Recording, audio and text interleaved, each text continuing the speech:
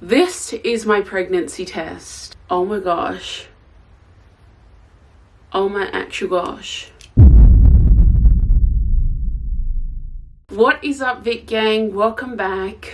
Welcome back. Yeah! So I am sure that this was a highly anticipated video. Some of you guys have been holding out for this update, and I'm here to finally give it to you guys. So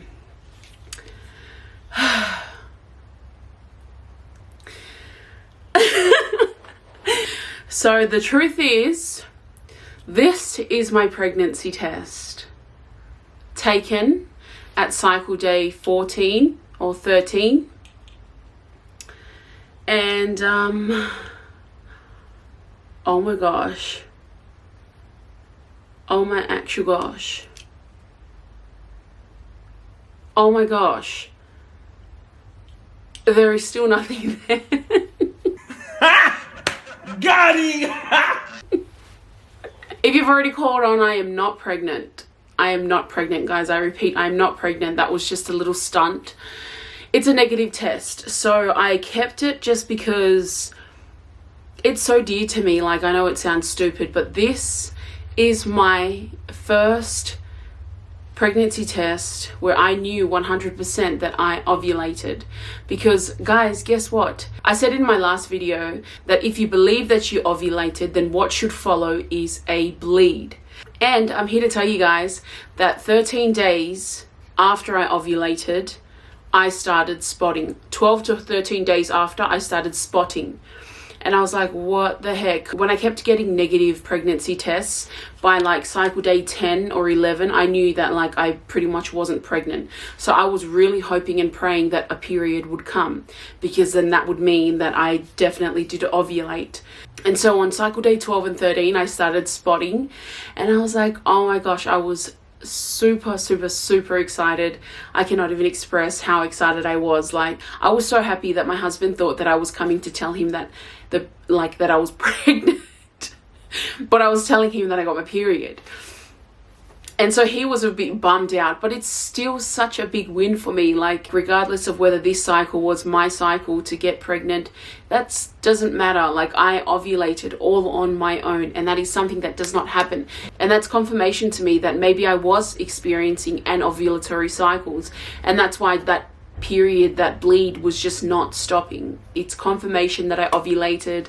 So then cycle day 12, cycle day 13, spotting, and then comes cycle day 14, which is actual, full 14 days after, I got fresh blood. I bled heavily, which was probably the only downside to this whole joyride, was that I still bled heavily. Still not as much as I usually get, because the longevity of my cycles usually. So I did bleed heavily, but it only went for 2 days. Not extreme, but like I still bled really heavy to the point where I had to work from home those 2 days. And then on the third day, I started light, it was manageable, and then the fourth day it was back to spotting, fifth spotting, sixth gone. Like, you heard me right, I literally bled for like 6-7 days, which is unheard of for me for my typical cycles. And I just want to give thanks to God, thanks to the Lord for helping me, really strengthening me, encouraging me in this journey, and for you guys as well with your prayers and your encouragement. There are people walking past, and it doesn't go unnoticed, guys. I am so grateful for everyone's prayers. And also heck, I gotta give myself credit for really staying the test of time, for being true to my goals, for sticking by them. My eating regime eating healthy isn't the easiest when you've eaten bad 28 years of your life. Like, pretty much 99% of your life you've eaten a certain way. So it is hard. It is really hard, but I'm so proud of myself for sticking to it. And this is the outcome, guys. I got a desired outcome. I ovulated. My period only went within the normal time frame, which was 5 to 7 days, I'd say, because I don't know if you count the spotting really. If you don't count the spotting, then I only bled for 4. If you count the spotting, then it was about we'll just say 7 max.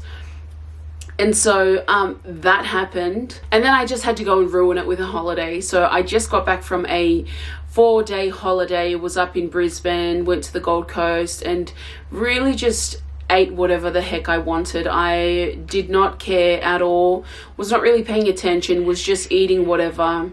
Wherever we were, was just buying whatever. Like, I just went from eating a low carb diet to, you know, like super overload of carbs, and I'm really feeling it. I'm back on my grind today.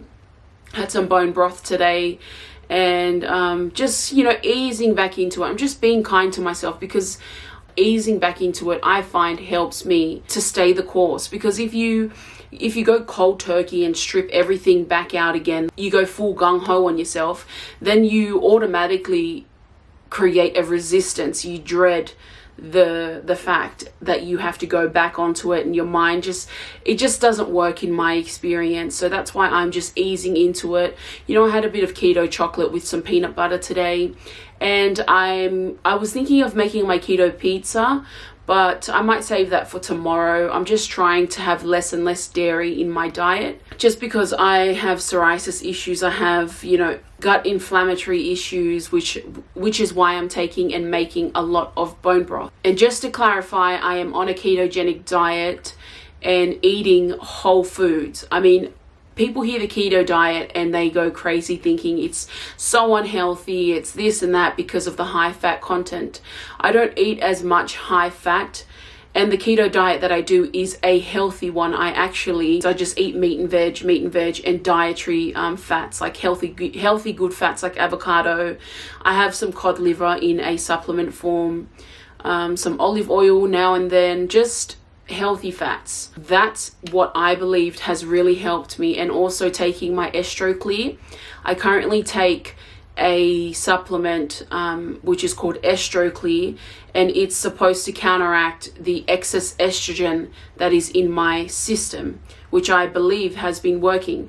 And I take some herbs as well. I feel like this video is all over the place, but I've just wanted to blurt out all the good news and possibly help some of you ladies out there who have been following my journey, who are encouraged by it. I'm literally just sharing what I'm doing, my experience.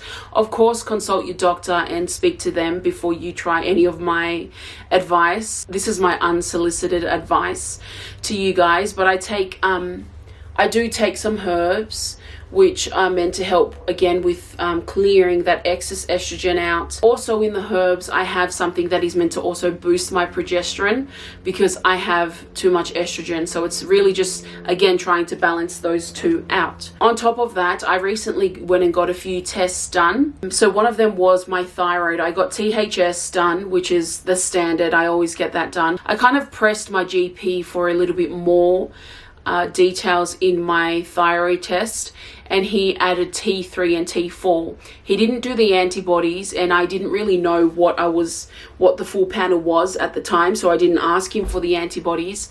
But after seeing my naturopath today and showing her the results of my T3, T4, TSH, she's quite happy with it. And for now, we're just going to park the antibodies one, because I'm not really feeling any of the symptoms anyways of the thyroid, any thyroid dysfunction symptoms at the moment. So we're just going to park that for now. And I'm happy with that result. I'm happy that I don't, why is my neighbor just standing there looking at me? I honestly need to find somewhere else to do my videos, because I feel like this is like a weekly occurrence. They just like to fake color. But I'm happy to just park that now. If I do get the symptoms, then that might be something that I'd look at a later stage. But for now, based on my current circumstances, I can assume that my thyroid is okay, which is something that I was really worried about. The other thing that I got tested was the sex-binding globulin hormone, which in the past, back in 2017, it was just, the stat was out of whack, and she wanted me to get tested again. So this was only the second time I got it done, and it was much better. It was much more in range, which I can't remember the exact results, I'm sorry, but just know that my SBGH been brought back up to a normal stat. The other thing also was my vitamin D. In 2017, I had a reading of 27, and recently it's now up to 76.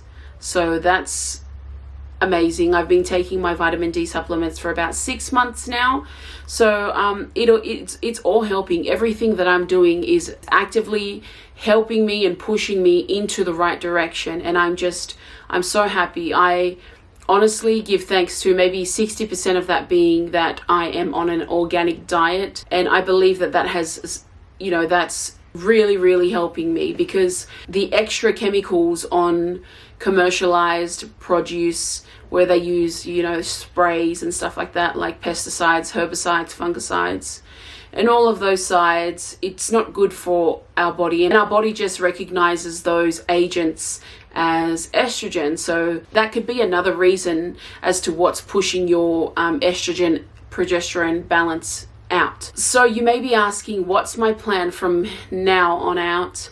I'm just going to continue what I'm doing. Like I said the last video, I'm going to keep going with my low carb diet, my organic diet. I'm going to continue that because it's obviously proven to be, it's giving me results. So yes, that's going to be my plan for the next 3 to 6 months. I'm going to continue the current regime that I'm on, and I'll keep you guys posted. TTC videos are on schedule to be fortnightly, just so that I can give you a more accurate update. I'll be letting you in on what actually happens, whether the bleed goes for longer than expected or whether nothing comes at all. Like, I'm really hoping and praying that it all goes well again, and that's what's really pushed me to start back on the wagon again today with my keto diet, eating organic. I'll be going to the farmers market to pick up some of my veggies and meats and stuff like that again. Before, every time I've tried to start a diet, it's always been around the fact that I need to lose weight, or I want to look good, or it's been more about the image kind of thing, like just losing weight.